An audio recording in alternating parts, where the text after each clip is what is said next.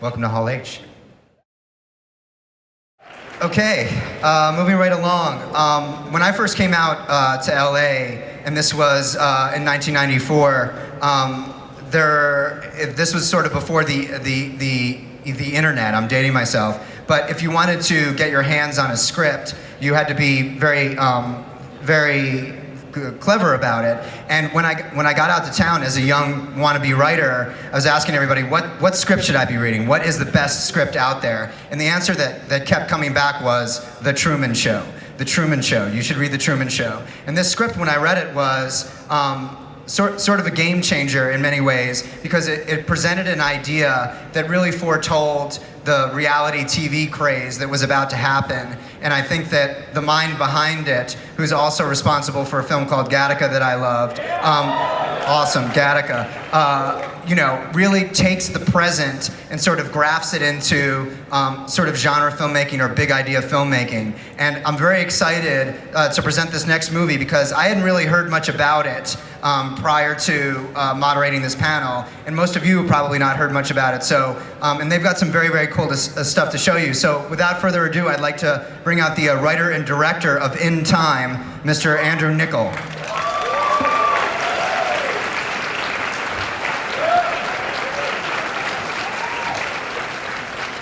How are you, sir? I'm well, how are you? Do you want to sit, or should we stand, or should we... Sit. Okay. I'm used to sitting in these chairs. I'm gonna move this chair over here. Yeah, I did. Well, thanks for watching my bald spot as I was talking to Ridley. Andrew, can you tell us a little bit about the movie? Yeah, it's an action thriller. If you like Gattaca, it's sort of a child of Gattaca.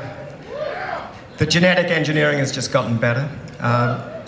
But there's sort of the good news in this world that I've created is that you stop aging at 25 years old. The bad news is you're genetically engineered with one more year to live. So you have to earn time, steal time to stay alive. And you don't really think about this as a science fiction film, is that right? The world you see is very familiar. Everyone is engineered to have a body clock, and the idea is that I think this invention is the death of all other invention. So the clock is good for no one. We like to say in the movie, the poor die and the rich don't live. But it's interesting because the poor have no time to create anything new, so there's no new cars, no new technology. And the rich have no incentive. Why invent a new car when I could do it 100 years from now? Can you talk a little bit about, obviously, if everyone in this world that you've created is 25 years old, sort of the casting process and some of the people that you put in the movie? Yeah, it was interesting because I was looking for new souls and old souls, because although everyone looks around 25 years old, chronologically, they're anywhere from 25 to 105.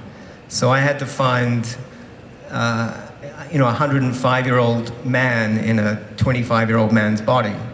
And even a small role like a pawnbroker or a bus driver or a priest, who you'd normally get a worn-out 75-year-old character actor. I had to find a worn-out 75-year-old character actor in a 25-year-old body. So it was kind of challenging. Sometimes I feel like an 11-year-old in a 38-year-old man's body, so I can identify with that. Have you brought anything to show us, perhaps? Can we get a glimpse of what you've done? No. Please. Guys, come on. No. Yes?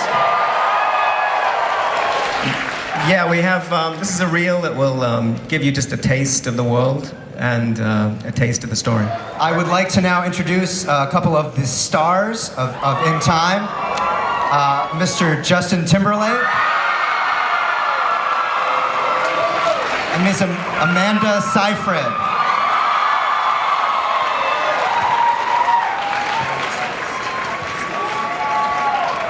How are you guys? Hi, everyone. Everybody.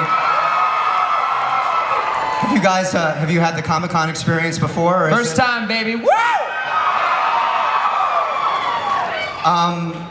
Can you tell us a little bit about how you came into this movie? I came dressed as me from 2006. I thought that would be funny.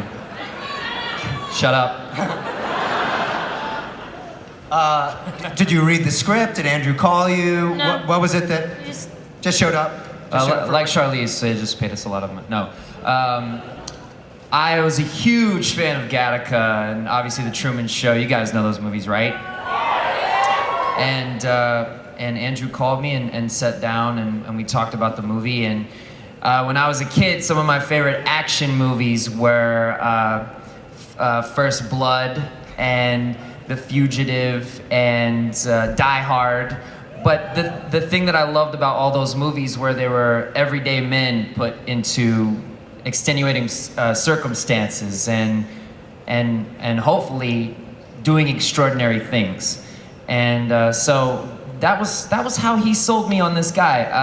I am scared shitless of having the pressure of putting on tights that a character that already exists. I can't imagine what that would be like to come here and talk about.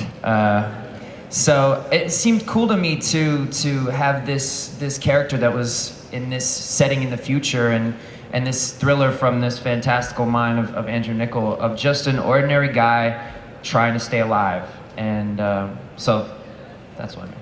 Wearing tights is actually quite comfortable. I'm wearing them right now, and I highly recommend it. How many people are wearing tights? In this room, if you're wearing tights right now, please shout. It's a fair amount. Amanda, it feels like there's a lot of action in this movie. What was it like to shoot that? Doing just the crazy amount of running that we just saw? Yeah, see, the thing is, it's like, it never stops, the action, and it was a bit painful because I was literally in these exact heels, I don't know why I'm still wearing them, running for my life. And at some point, I would have been, my face would have been like completely squashed on the ground if I hadn't been holding his hand. We're running for our lives in this movie because we don't have any time. And then there's a lot of guns, which we both really enjoyed. We sometimes went shooting after hours. We all love guns. Who doesn't like to shoot Love guns? guns. Come on. Oh God, I dream about it. I'm from Tennessee, so like yeah, we're not proud of it, but we're sort of like born with them in our hands. So. I'm kidding.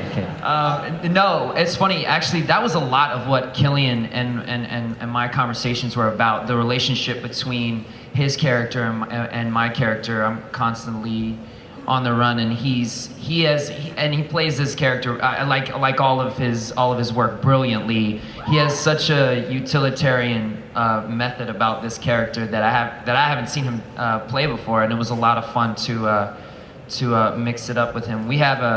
You saw the footage where he shows up and says, "I need a word with your friend." There's a scene that follows there that's this really, really great interrogation scene. Because I've obviously been, you put it together, but I've obviously been wrongly accused of this murder. So he's trying to get under my skin in this scene. That was a lot of fun to do. Right on. As a fan, I think it's really exciting. I love you too. We've seen how awesome my you are. My number is, no. Give it out. Give it out. No one's going to abuse that. No. It's a small room. No. Olivia Wilde is also in this movie. She appears to be playing your mother. Yes. And you also have done an SNL short film called Mother Lover. Is there? What are the Oedipal ramifications of living in a world like this when your mom is just as hot as Olivia Wilde? I'd just like to point out that Mother Lover is about sexing up someone else's mother. It's a subtle distinction, but an important one. Yeah. Not so astute anymore, are we? Ladies and gentlemen, Justin Timberlake just busted my balls. That's two. It's good. Come on. I can't wait for Prometheus 2. We wanted you to be in the movie. It was a mind trip for me. I think Olivia's 2 or 3 years younger than me. So to have her playing my mother, it was definitely a head trip. But getting into this world with Andrew, I mean, he had such a complete, detailed vision. I mean, and you can obviously tell from the footage. I mean, it was weird. For a couple of weeks after we were, finished filming, I kept looking at my forearm because I thought I was going to see. We had these dots where obviously the effects were put in, but I had to constantly be conscious of my time. And yeah, there's a lot of idiosyncrasies that I carry with me still off of this movie. I'm not proud of them, but What are they? what are they? That's boring to talk about. We should just move on. We could do this all day. I really look forward to the movie. It comes out around Halloween in October. Yes, 28th. Around that time? October 28th. Yes. I think we're all really looking forward to it. And guys,